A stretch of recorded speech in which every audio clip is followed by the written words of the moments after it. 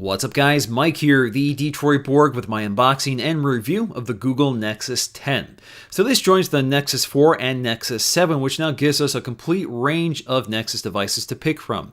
So Nexus means that Google has worked closely with the manufacturer to design hardware that meets their specifications, in this case Samsung. Now, this also gets the latest version of Android without all the fillers and skins and that sort of thing that get in the way of the pure Android experience. So you can always count on these devices to get the latest version of Android. Now, the Nexus 10 is aimed squarely at the iPad with Retina display, and it has the specs and pricing to take it on. So we have two capacities to pick from, 16 and 32 gig, starting off at $399 or $499. So that's $100 cheaper than the iPad.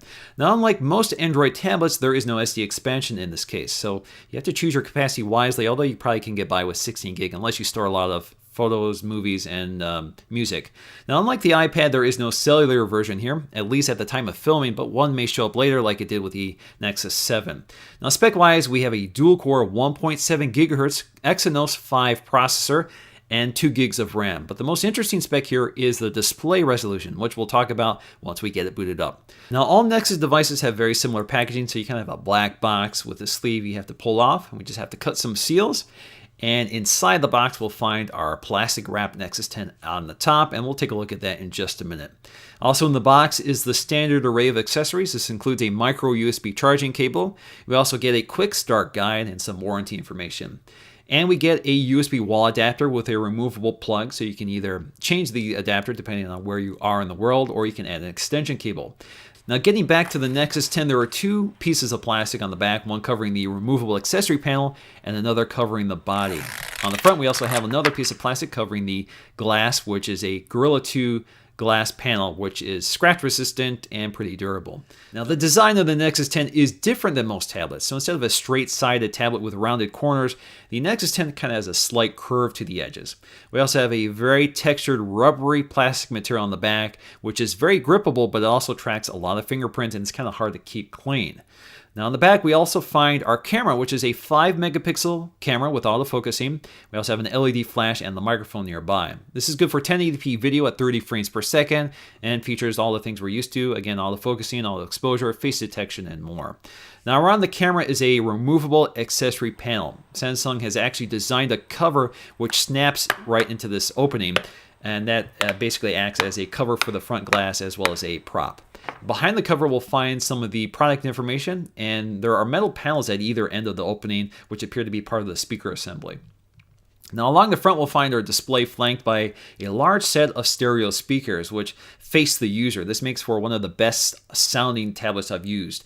So I really like this design. You also see this design on the Galaxy Note 10.1, which I also really like. Now, at the top center of the display, we'll find a 1.9 megapixel front-facing camera, which is actually slightly off-center because the ambient light sensor is off to the left. Now, at the bottom edge, we'll find another popular Nexus feature, which is an LED light, which flashes when you have some notifications that have popped up while the screen was off. At the top left corner, we'll find our volume rocker and power button. Near that, on the left edge, we'll find a micro USB port for charging and a headphone jack. Now, the edge of the tablet tapers down toward the bottom, and at the center, you'll find a magnetic charging port, although there are currently no accessories to support this feature. Now, on the right edge, we'll find our micro HDMI output for connecting an HD TV. Setting up the Nexus 10 is very simple. Just hold the power button and let it boot up. First, we just need to select our language, sign into our wireless network, log in or create a Google account, and agree or disagree to a few options such as enabling location services, and that's it, and we're good to go. The display is perhaps the Nexus 10's most important feature. This is an LCD PLS display with a screen resolution of 2560 by 1600, which is good for 300 pixels per inch, which beats the iPad's Retina display, which has 264 ppi. Although the specs sound substantially improved, the differences are not really noticeable in real world, and both displays look exceptional. Text is extremely crisp and sharp even at the smallest settings or smallest font settings, and the pixels are not discernible in any way. You can't see any pixels, believe me. The screen is bright with vivid colors, with deep contrasts, with great off-axis viewing angles, so it's a really good looking display. Now, the Nexus 10 launches with Android 4.2, which is the newest version of Jelly Bean. This brings some important new features such as lock screen widgets, which you can add by tapping the plus icon. You can continue adding more widgets, which you can then scroll through in sort of a carousel viewer. To launch them, just tap the widget and swipe to unlock. You can also launch Google Now from the lock screen just by swiping up on the circle toward the bottom of the screen.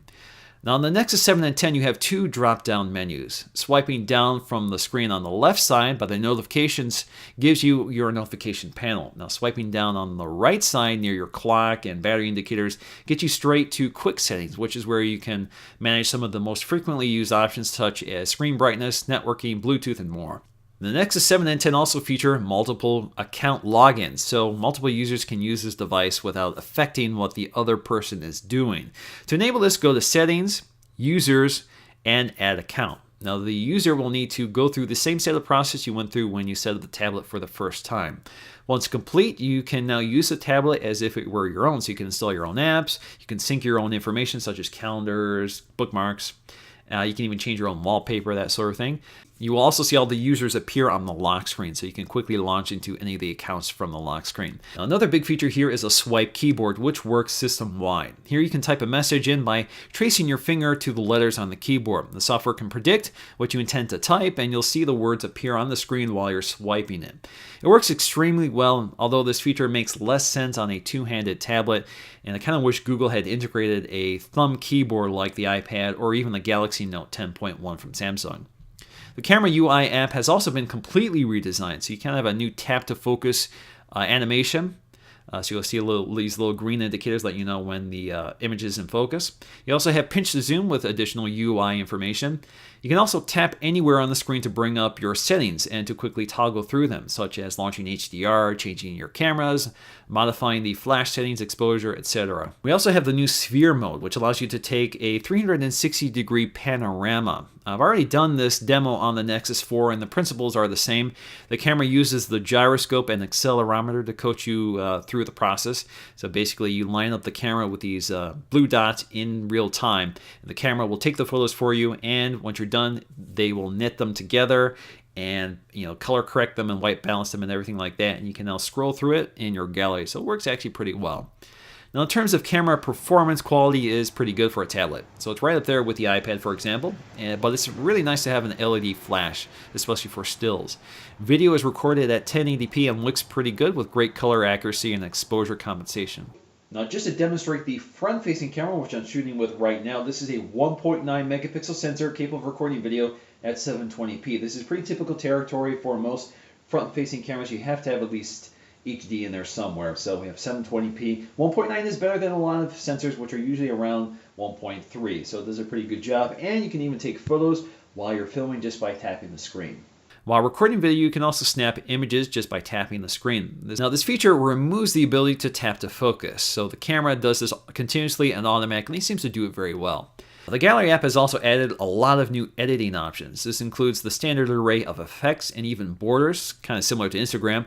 We also have cropping, rotation, straightening, and mirroring. We even have tons of color correction options that in many ways resemble a full-fledged photo editing app right in the system.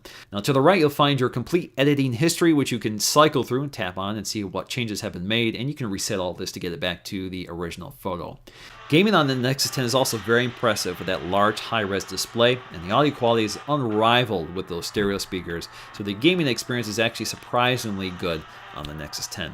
Overall, I'm very impressed by the Nexus 10. The display is one of the best on the market, and Android 4.2 runs quickly and silky smooth on this hardware. There are some new tablet-friendly features here with Android 4.2, and the Google ecosystem is definitely one of the best features. The design is lightweight and thin with durable, soft-touch materials with an ergonomic design, which makes it extremely comfortable to use over a long period of time. And the speaker quality makes this one of the best tablets for movie watching and gaming. Now, the biggest issue I have right now with the Nexus 10 is charging. The Nexus 10 has a very large 9,000 milliamp per hour battery, and charging via micro USB is very slow. It can take up to 8 hours or more to charge the tablet from empty. On average, I see about 10% an hour. The solution to this is likely in the magnetic charging port at the bottom, but right now there are no accessories for this. Now, a significant hurdle for the Nexus 10 is the lack of tablet-optimized apps in the Android ecosystem. Now, every app will scale to fit the screen, but most do not take advantage of the real estate like, for example, iPad apps do. However, games, web browsing, movies, reading text, all look great on this high-res display. So in the end, this is without a doubt my favorite Android tablet available, and I highly recommend it, especially for people who are already in the Android ecosystem and want to transfer that to their tablet. So that's going to do for me, guys, in this video. Thanks for watching, and I'll see you again in the next one.